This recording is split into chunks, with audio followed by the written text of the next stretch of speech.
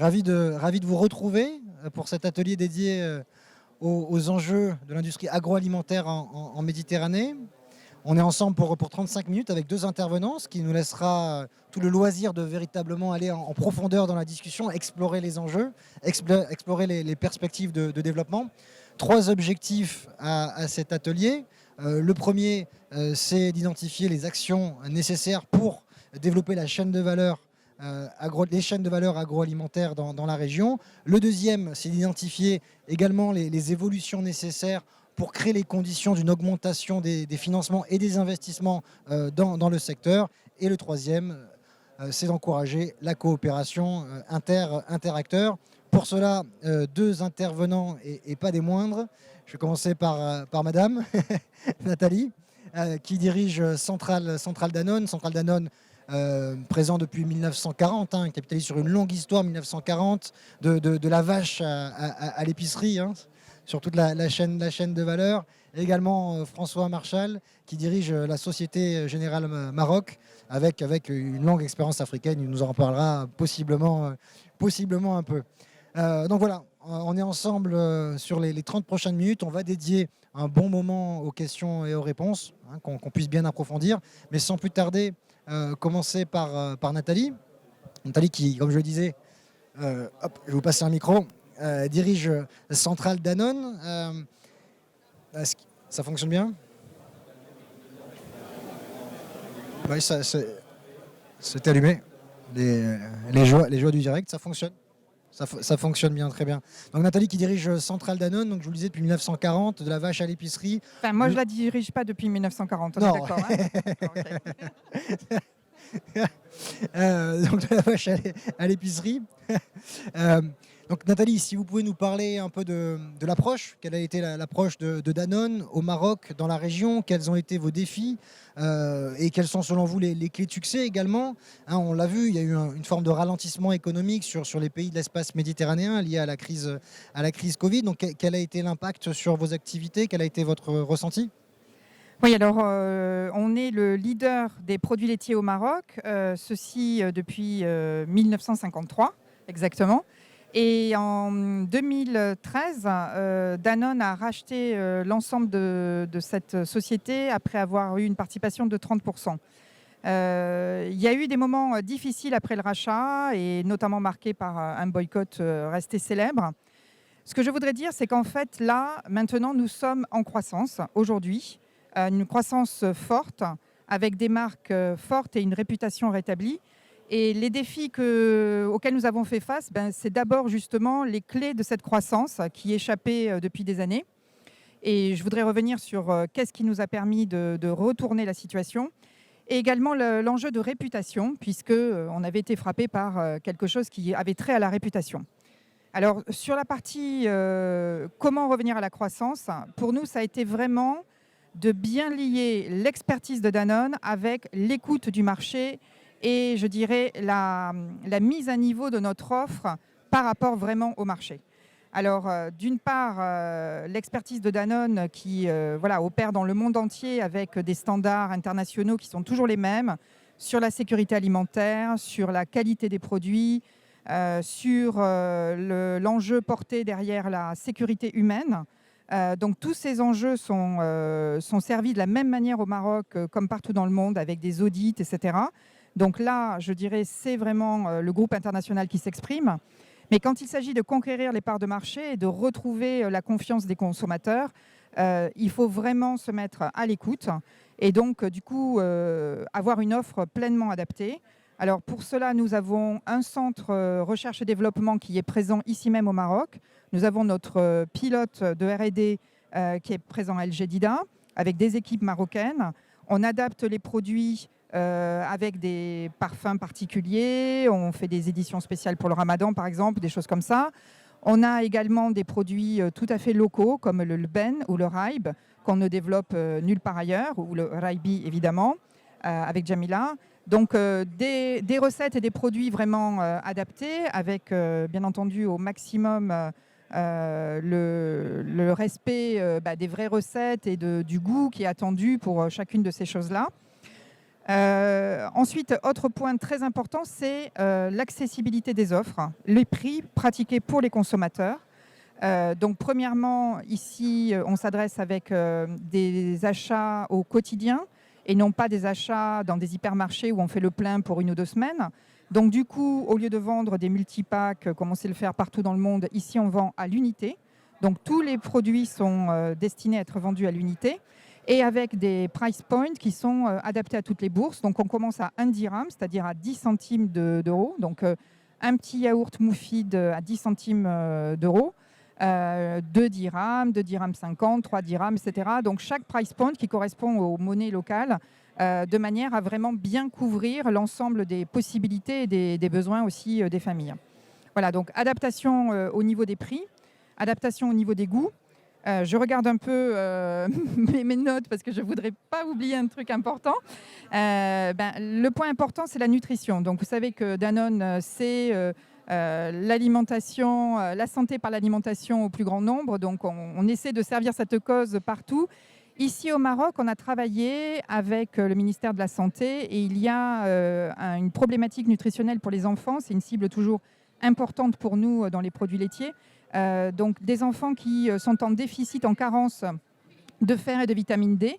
Et donc, du coup, l'enjeu qu'on a pris, c'est de pouvoir fortifier en fer et en vitamine D dès l'offre de 1 dirham pour que justement les enfants aient un apport, amener notre pierre, on va dire, à cet élément important parce que évidemment la bonne santé et le bon équilibre nutritionnel, c'est l'avenir aussi pour ces enfants et quelque part aussi pour cette jeunesse.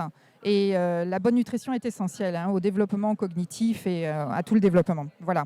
Donc ça, c'est le défi vraiment d'essayer de marier, on va dire, ce que peut apporter une expertise internationale et puis l'écoute du marché. Et puis après l'enjeu de réputation, on a décidé d'utiliser le Covid. En fait, le Covid est arrivé comme une grande crise et finalement, on s'est dit que c'était peut-être l'opportunité de rendre public et de témoigner tout le soutien et toute la solidarité dont cette société est capable avec ces 5000 salariés qui sont pour 99% marocains, la solidarité qu'on avait vraiment vis-à-vis de la difficulté du Covid. Donc on a été la première entreprise internationale à donner 10 millions de dirhams au Fonds de Sa Majesté contre le Covid. Les pouvoirs publics nous ont demandé de distribuer les masques quand c'était tout d'un coup très urgent. Et donc on a mis au service de cette cause importante nos camions et nos hommes. On a également donné de très nombreux produits. On a même fait, on peut dire qu'on a distribué à ce moment-là des centaines de milliers de packs de lait gratuitement aux familles en difficulté. Et cet esprit de solidarité, on le poursuit puisqu'au dernier Ramadan, on a encore donné 10 000 paniers repas, etc. Donc on continue cet axe-là pour, je dirais, que se manifeste publiquement la solidarité qui est quand même très intrinsèque pour nous au Maroc, comme dans d'autres pays évidemment. Voilà, donc ça c'était un point très important et je voudrais juste terminer avec le fait qu'aujourd'hui, au sein de notre conseil d'administration, nous avons 2 administrateurs indépendants marocains qui participent non seulement au conseil d'administration mais aussi au comité stratégique et qui sont vraiment un appui précieux pour bien orienter le futur de la société. Et ce futur auquel on croit vraiment au Maroc, parce que c'est une terre de stabilité au sein du continent, qui est une bonne planche d'appel, on va dire, pour le groupe. Pour nous, le Maroc, c'est le plus grand pays en termes de business pour nous en Afrique. Et on croit vraiment que c'est une très belle plateforme pour le futur. Merci beaucoup, Nathalie. J'allais poser une question peut-être un peu sensible, mais vous y avez répondu. C'est comment, si je peux me permettre, comment Centrale Danone a pu rebondir après le boycott, avec notamment la marocanité, vous l'avez mentionné, le retour à la croissance. Oui, alors je voudrais ajouter un point, c'est qu'on a parié aussi sur les produits marocains, et je pense beaucoup plus qu'avant. Donc on a, par exemple, sur le Lben, on a consenti des efforts de prix pour être à nouveau dans le marché. On a lancé le Raib qu'on n'avait pas jusque-là. On a décidé, par exemple, aussi de réinvestir sur des vraies marques marocaines emblématiques. Et une qui est très chère à mon cœur, c'est Jamila. qui est vraiment, on le sait, un peu la Madeleine de Proust de tous les Marocains. Je vois des sourires, etc. C'est un goût unique et c'est un magnifique produit, c'est une magnifique marque. Et on s'est associé avec tout un mouvement on va dire d'artistes marocains, de pop art et aussi de musique, voilà, qui sont un peu plus dans le street, etc., proche des Marocains jeunes. Voilà, donc Jamila, sur lequel on a remis beaucoup d'argent et beaucoup d'efforts, on va dire, pour faire briller cette belle étoile.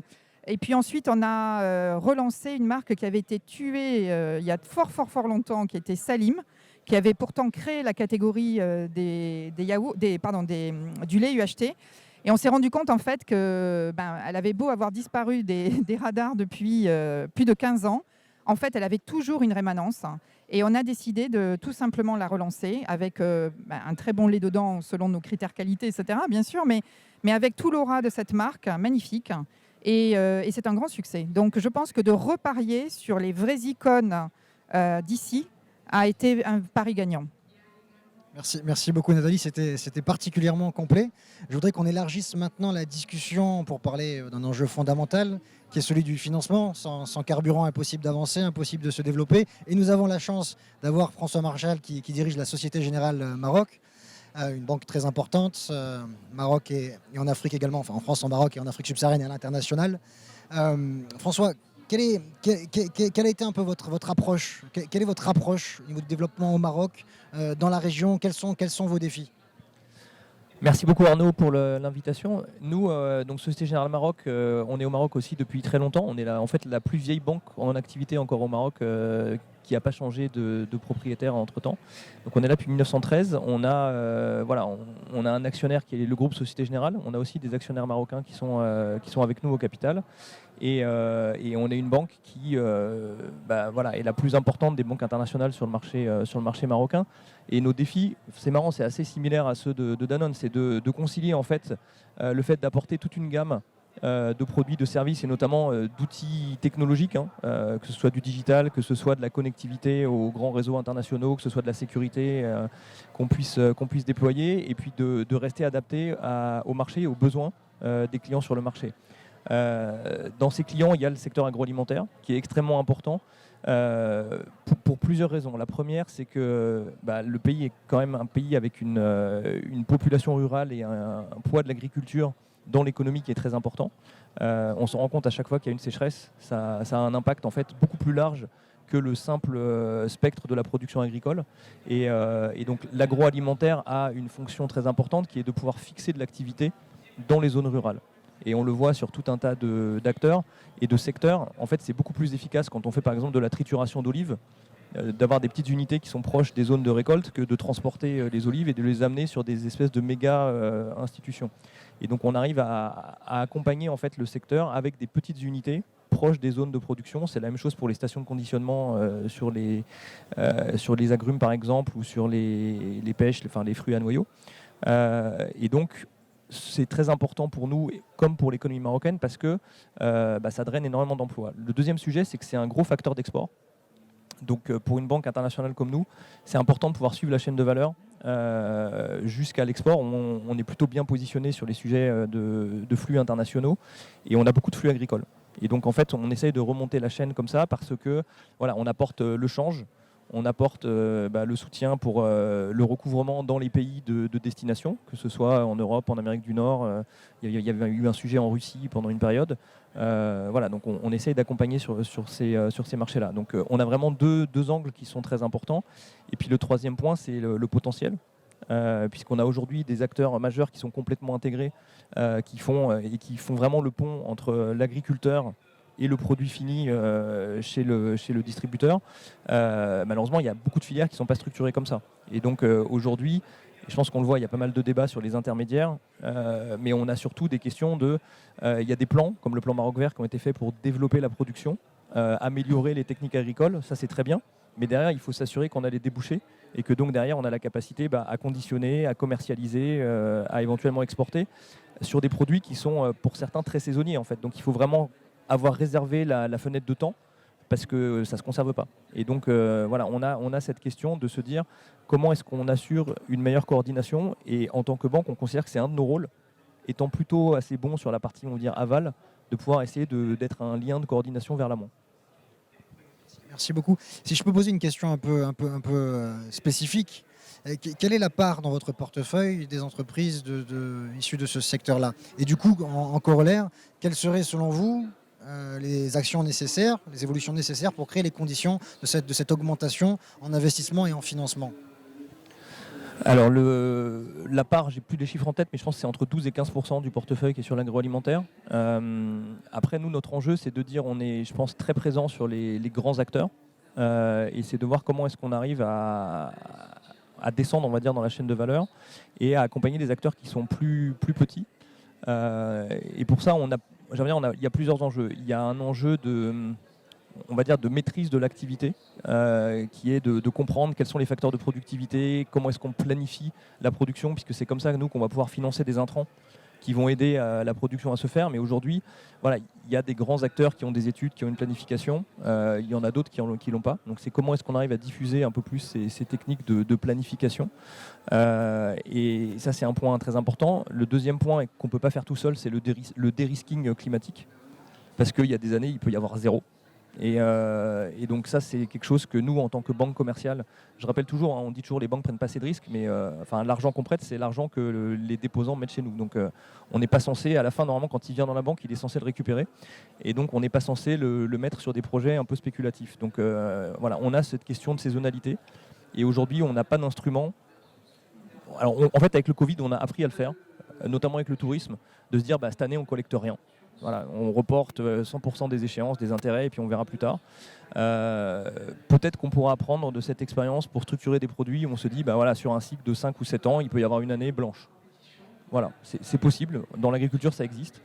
Mais aujourd'hui, on n'est pas structuré pour le faire. Donc ça, c'est une réflexion qu'on a, de se dire comment est-ce qu'on adopte nos politiques de risque, sachant que voilà, on ne fait pas ce qu'on veut, on est régulé. Donc tout ça, c'est pas nous qui le décidons. Mais normalement, quand un crédit il est pas payé au bout de 90 jours, il est en défaut. S'il est en défaut, on met des provisions. Les provisions, ça nous coûte du capital avec lequel on ne peut pas faire autre chose. Donc c'est pour ça qu'aujourd'hui, on n'a pas envie d'y aller tout seul.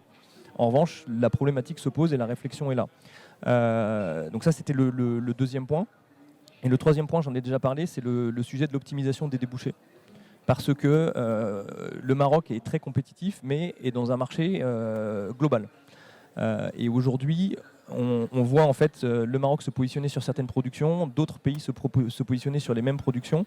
Et voilà, quand on parle des olives, voilà, il y a l'olive marocaine, il y a l'olive en Grèce, il y a de l'olive en Turquie, il y a de l'olive voilà, en Italie.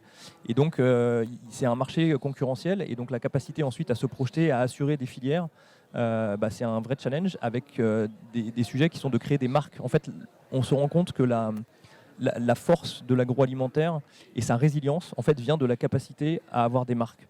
Et on le constate en ce moment sur tout ce qui est, on va dire, produits de la mer. Le Maroc a la chance d'avoir des grands groupes qui ont des marques très fortes, qui s'exportent aussi bien en Europe, en Amérique du Nord, en Afrique. Et du coup, c'est comme ça qu'ils arrivent à gérer le contexte de l'inflation maintenant et à garder leur part de marché, parce qu'il y a un certain attachement à la marque et ils sont sur des segments où ils sont un peu plus protégés que des gens qui viennent sur un marché, on va dire, un peu plus de gros. Et donc ça, c'est l'objectif, c'est d'essayer sur chacune des filières de pouvoir accompagner des acteurs qui peuvent créer une marque, imposer une marque, et du coup avoir un débouché avec un peu plus de visibilité et de récurrence que le fait de gagner le marché de l'agrumes du Royaume-Uni pour la saison, voilà, ce qui peut arriver. Et puis l'année suivante, se retrouver avec des agriculteurs qui prennent les camions pour les mettre sur le marché à Dakar, où quasiment ils vendent les clémentines à zéro, quoi. Vous mentionnez le Covid. Quel a été l'impact de la crise sanitaire peut-être à large dans votre portefeuille marocain, peut-être dans la région, et spécifiquement sur les entreprises de ce secteur? L'impact, c'était une révolution. C'est-à-dire que nous, on fait des stress tests. On s'entraîne à essayer de se dire qu'est-ce qui peut mal se passer et comment on va réagir, qu'est-ce que ça va avoir comme impact. Bon, là, c'était pire que tous les stress tests qu'on avait envisagés. Donc, je vous avoue que quand on est rentré dedans, on était un peu inquiet. Et après, l'accompagnement en fait des différents États, une certaine coordination fait que finalement, ça s'est mieux passé que prévu. Après, le choc, il a été important pour plein de raisons différentes. déjà nous, on a dû rester ouverts et trouver des process pour fonctionner dans un contexte où toutes les équipes ne pouvaient pas venir au travail. Nous, on avait nous-mêmes des collaborateurs malades qui font que nos opérations étaient perturbées. On avait des collaborateurs qui étaient au contact de la clientèle toute la journée. Et donc, on a eu des taux de contact plus élevés. Et donc, dès qu'on avait un cas contact, le processus pour isoler le personnel de l'agence, désinfecter l'agence et reconstituer une équipe pour réouvrir le plus vite possible à la clientèle. Ça, c'était vraiment l'urgence. Mettre en place le télétravail. Je rappelle que ça n'existait pas au Maroc avant. Nous, on a dû basculer en un mois et demi. On a basculé 800 personnes qu'on a équipées avec des laptops, avec des connexions sécurisées, des choses comme ça. Et donc voilà, il y a eu un effort considérable de ce côté-là. Ensuite, sur le portefeuille, il y a eu tout l'accompagnement qui a eu lieu. J'ai parlé du secteur du tourisme. Après, il y a eu tous les produits faits avec la CCG, avec les autorités. Le comité de veille économique qui a eu lieu au Maroc, qui réunissait vraiment les autorités, les entrepreneurs au travers de la CGM, un certain nombre d'économistes et les banques. Ça a été un forum très efficace pour essayer de définir dans des délais records. En fait, les délais de décision, c'était de l'ordre de la semaine. Les mesures qu'il fallait mettre en place et les déployer. Et je prends encore un exemple, c'est l'aide sociale qui devait être déployée quand les allocations ont été définies. Le gouvernement a dit aux banques, on vous donne votre part de marché sur les aides à distribuer et on veut que les gens puissent aller les récupérer sur vos distributeurs automatiques. Donc c'était comment on fait pour donner de l'argent à des gens sur nos distributeurs qui ne sont pas des clients. Voilà, c'est une problématique, normalement ça prend au moins 1 an à résoudre quand on se pose ce genre de questions. Là on l'a fait en 3 semaines. Et donc voilà, on a eu ce phénomène d'accélération, de digitalisation. Et puis ensuite sur le portefeuille, oui bien sûr on a des entreprises qui n'ont pas pu payer, on a des échéances qu'on a dû reporter. Sur l'agroalimentaire, ça s'est plutôt bien passé. On a quelques secteurs qui ont souffert parce que leurs usines ont été des clusters Covid et donc ils ont été fermés. Et donc le temps de redémarrer la production, ça crée un certain nombre de difficultés. Mais c'était une bonne année agricole, globalement. Donc ça a même plutôt servi de stabiliseur. Et puis toute la partie export, c'est plutôt très bien comporté. Parce que dans les pays, notamment en Europe, il y a des gens qui restaient chez eux, qui mangeaient plus de fruits. Donc on a eu finalement sur l'écosystème quelque chose de plutôt correct. Après, c'est pas, en fait, l'agroalimentaire, c'est plein de filières qui ont toutes des sujets différents parce que c'est pas le même marché entre ceux qui sont sur le marché local, ceux qui sont à l'export. Et donc voilà. Mais au global, c'est pas le secteur qui a le plus souffert. Et je pense que c'est important parce que ça démontre la résilience et la capacité à ancrer l'activité dans le territoire. Je vois Nathalie qui opine. Oui. Vous confirmez ? Oui, en fait, ce qu'on a senti, c'est que même s'il y avait... Nous, on est vraiment sur le marché local marocain, donc on a subi tous les couvre-feux, les fermetures de points de vente. Il y avait beaucoup de difficultés d'accès, par exemple, etc. Donc, on avait quand même assez peur pour le volume. Et en définitive, ce qu'on voit, c'est que les gens, ils ont quand même besoin de manger. Voilà, c'est un peu la palissade. Et en plus, on avait des autorités qui nous soutenaient énormément dans le fait qu'on continue à bien alimenter le marché parce que c'est aussi un facteur de stabilité sociale et de stabilité morale, je dirais aussi. Et donc, en fait, finalement, on s'est organisé au maximum. Et en définitive, les baisses ont été faibles en termes de volume. Voilà, donc c'était compliqué sur le plan pratique. Il fallait en particulier bien veiller à ce que nos usines soient très, très bien gérées. Et donc, la grosse adaptation qu'on a fait, c'est qu'on a changé complètement les conceptions de postes de travail pour éviter que les gens soient clusters. Donc, du coup, on a réadapté complètement nos lignes de production, les protocoles, où est-ce que les gens allaient se mettre en tenue, manger, passer les consignes, etc. De manière à ce que si jamais il y a un cas contact, il y ait un nombre très, très limité de personnes autour de lui pour pouvoir continuer l'activité au sein des usines et dans les camions, etc. Donc, toute une réorganisation humaine très, très forte avec beaucoup de discipline. Mais moyennant quoi, nous, on n'a fermé aucune ligne, on n'a fermé aucune usine et on n'a arrêté aucun camion. Et on a pu continuer à servir. Et finalement, le marché, il était là en face. Et heureusement, je dirais, pour les fermiers, parce que là où je rejoins évidemment François, c'est que nous, on a nos 5000 à peu près salariés. Mais par ailleurs, on a 50 000 fermiers en amont. Et ça, c'est beaucoup plus important pour le pays. Donc, effectivement, le lait, il est produit tous les matins. Il faut absolument le récupérer, le processer, etc. Et il n'est pas question que la chaîne s'arrête. Donc, du coup, c'est cette stabilité et cette résilience, finalement, de l'agroalimentaire, c'est démontré, pour ma part, je trouve, pendant ce Covid. Oui. Donc un retour d'expérience très, très positif. Je regarde la montre. Je vois que l'heure tourne. On pourrait comme sur les précédents ateliers, continuer beaucoup plus longtemps. Je sais que certains d'entre vous souhaitent poser des questions. Comme c'est une session assez interactive, je vous propose qu'on prenne 3 questions. Alors, je me disais aussi.